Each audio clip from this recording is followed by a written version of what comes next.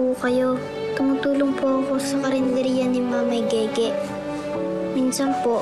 Ninyo! Good news! Sige, yung mama mo, sumulat na. Nabasa ko na. Kinakamusta ka niya. Pinapasabi niya na meron na siyang permanenteng tinitirahan. Talaga po? Oo.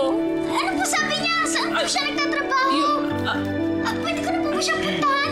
Uuwi na po ba siya? Uy, teka lang. Kumalma ka. Ito naman, isa-isa lang mahinang kalaban. Gusto po si Mama. Ayun, namimiss ka niya. Pero sabi niya magpapakabait ka daw. At may binabibigay siya sa'yo. Ano po?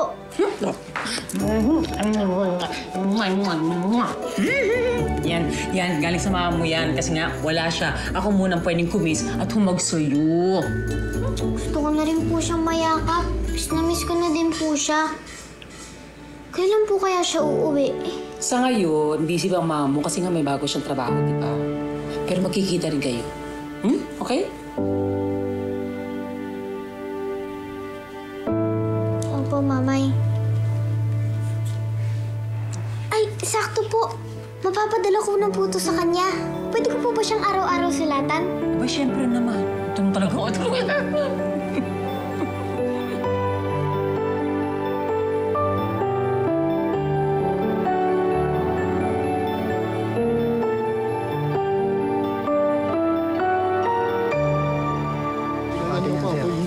Try mo. Yan po ay regalo para sa mga tiga-Bukang Liwayway. Puhunan, balik lang. Sa inyo yan, para mabalot na. Doble plastic yan, sir. Makalusiga pa yan. Sir, plastic natin. Anong gusto mong kulay? Ayan, yan, mamili ka rin dyan. Pwede kayong bumili para sa mga asawa ninyo, ha? Pampasulubong. Magandang regalo yan. Kamura-mura. Ayan, blouse, 20. Okay na yan? Jacket, 50. Salamat, sir, ha? Tapos meron pang pantalon dyan. Ang dami. Pilihan na Plastic niya. na natin agad yan, sir. Parang bagay sa'yo yan. Ay, pwede. Sir, papasalubong para sa anak mo.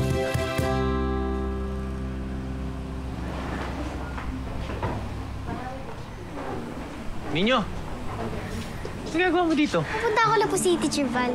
Mag-aaral ka. Gusto ko yan, ang sipag mo. Natutuwa ako sa'yo, masigasig at masipag mag-aaral.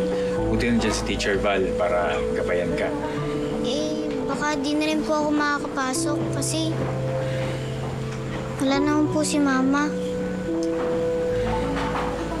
Bakit mo iniisip naman yan? Nandiyan naman si Mamay Gege mo, di ba? Hirap din po siya eh. Tsaka baka wala na po siyang pera. Tapos, bibili pa ako ng gamit sa school. Okay. Alam mo, huwag mo na masyado isipin yan. Magagawa natin yan ng paraan. Okay? O sige, punta ka na, Teacher Val. Tatapusin ko muna yung trabaho ko. Ha? Bye. Ingat.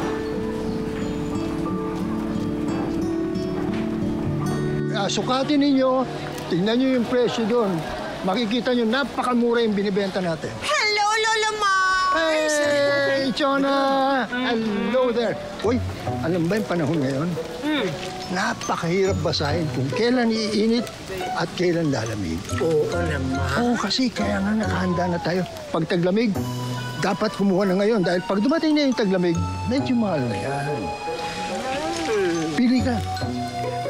Ay, nako, huwag kang mag-alala, Lolo Mars.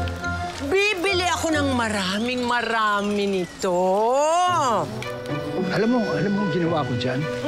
Balik puhunan lang yan. Pagmamahal lamang natin yan sa mga kapwa natin Bukang Liwayway. Huwag kang mag-alala, Lolo Mars. Ibebenta ko ito ng balik puhunan lang. Yan ang gusto ko. Ayan. Nakukunin mo na lahat. Naku, para naman si Lolo Mars ay magpahinga muna sa bahay at nakapagbenta at nakatulong sa Bukang Liwayway na katulad ko. Lolo Mars, ayan. Keep the change. Hindi ba? Oh, kunin mo na lahat. Dali, baka mangate ako.